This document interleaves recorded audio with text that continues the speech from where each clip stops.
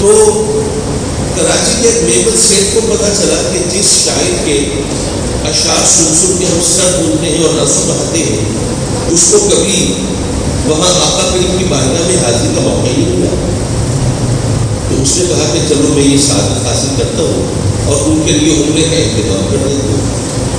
آج کل تو باقاعدہ عمرہ پیکنگ ہوتا ہے، اس وقت تو بس ایک ٹکٹ کا ہی انتظام کرنا ہوتا تھا. باقی تو وہاں پہ لوگ ہوتے تھے وہ میزبانی کر لیتے تھے، خدمت کر لیتے تھے، گزارا ہو جاتا تھا.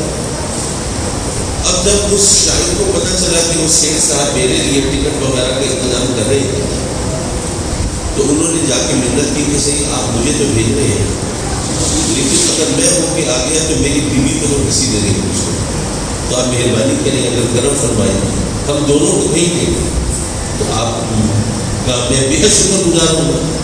خیر اللہ نے ان کو توفیق دی، انہوں نے ان کی اہلیہ کا بھی انتظام کرا. اب جب وہ مدینہ شریف پہنچے تو اتفاق ایسا ہوا کہ وہاں پہنچتے ہی بہت شدید بیماری، اتنے زیادہ بیمار کہ لگتا تھا کہ بس آخر کی بات رہ گئی، وہ جان گویا ہونٹوں پہ اٹکی ہوئی ہے، کسی وقت بھی دعوے اٹھا کر دے سکتے ہیں.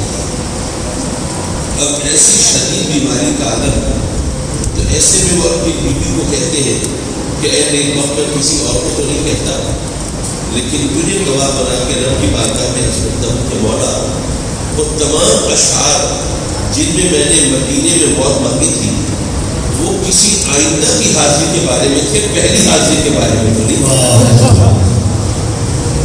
بہرحال کہنے کا مطلب یہ ہے کہ اپنے جذبات کے اظہار میں تو شاعر مبالغہ کر سکتا ہے لیکن آقا کریم کی عظمت اور شان، مرتبے اور مقام، آپ کو حسن و جمال، آپ کی تعریف و توصیف میں مبالغہ نہیں کر سکتا.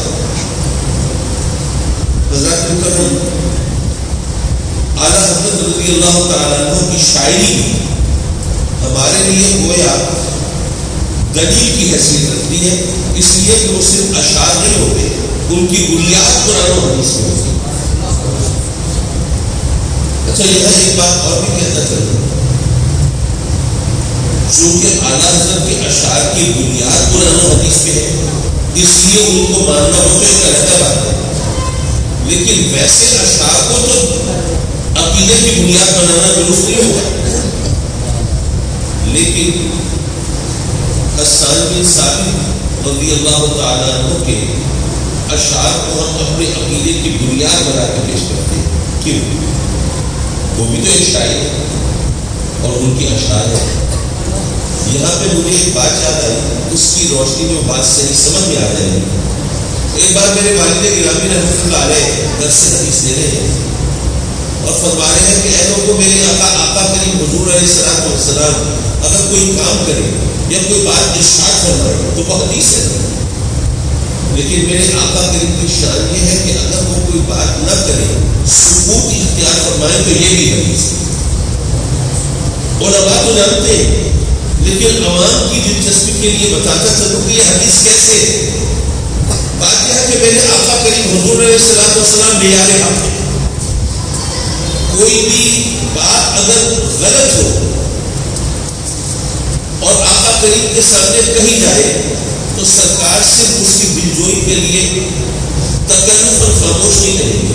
اچھا یار کہہ رہا ہے کہنے تو کوئی بات نہیں، کیا فرق پڑتا ہے. نہیں، سرکار اس کو ضرور ٹوک دیں گے، یہ بات غلط ہے کیسے کہتے ہو.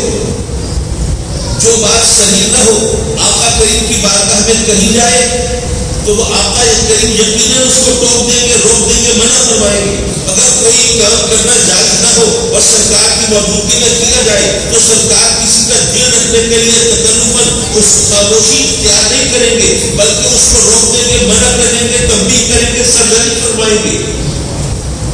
تو اگر کوئی کام سرکار کی بارگاہ میں کیا گیا موجودگی میں اور آپ نے منع نہیں کیا، آپ نے سکوت اختیار فرمایا، خاموش رہے، تو یہ اس بات کی دلیل بن گیا کہ وہ کام کرنا جائز ہے. اگر ناجائز ہوتا سرکار ہوتی.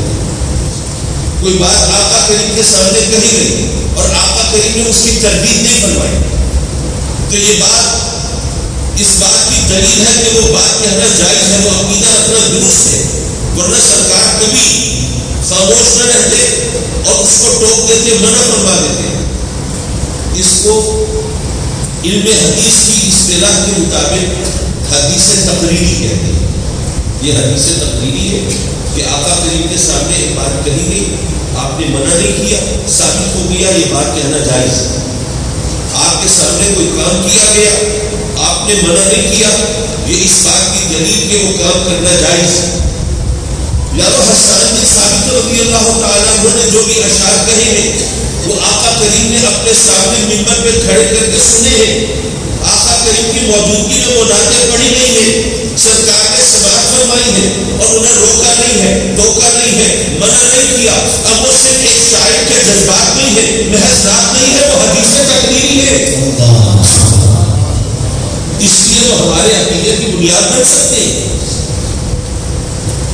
حضرت مکرم اعلیٰ حضرت فاضل بریلوی رضی اللہ تعالیٰ عنہ کا سب سے بڑا کارنامہ یہ ہے کہ انہوں نے حضور علیہ السلام کی عظمت کی حفاظت کی ہے.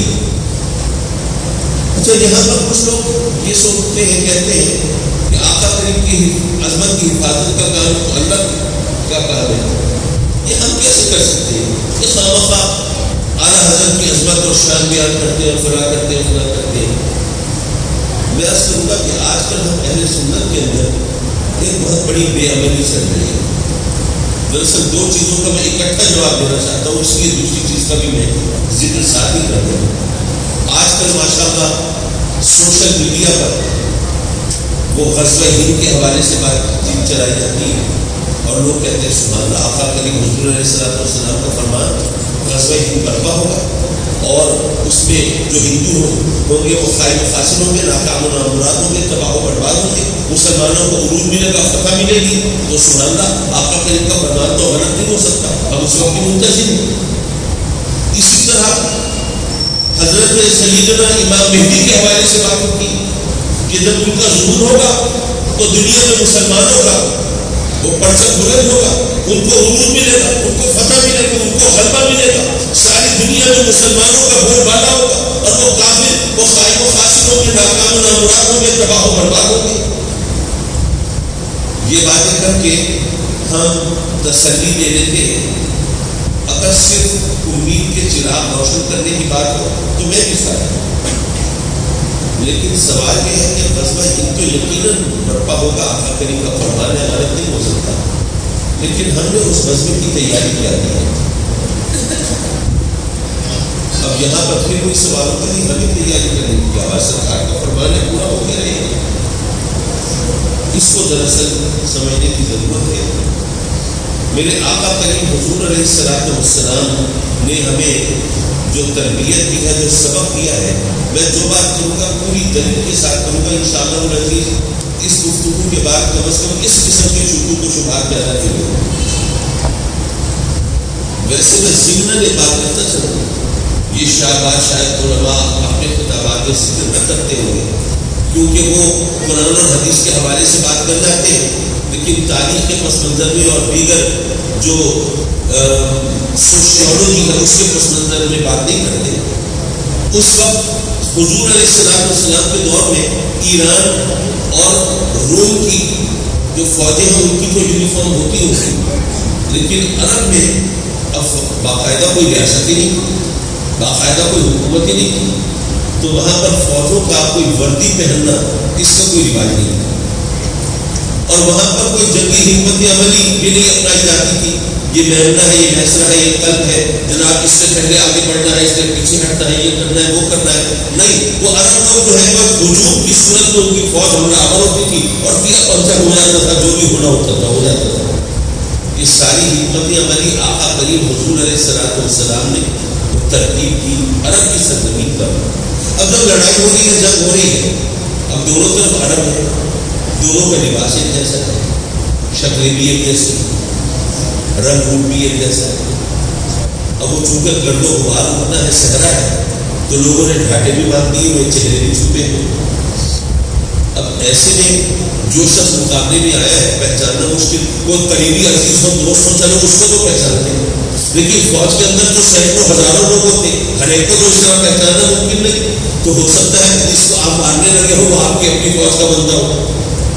اس کے لیے آقا کریم نے تربیت فرمائی اور کہا کہ جب یہ صورتحال ہو تم اپنے حریف کو مد مقابل کو پہچان نہ پاؤ تو نعرہ تکبیر بولو.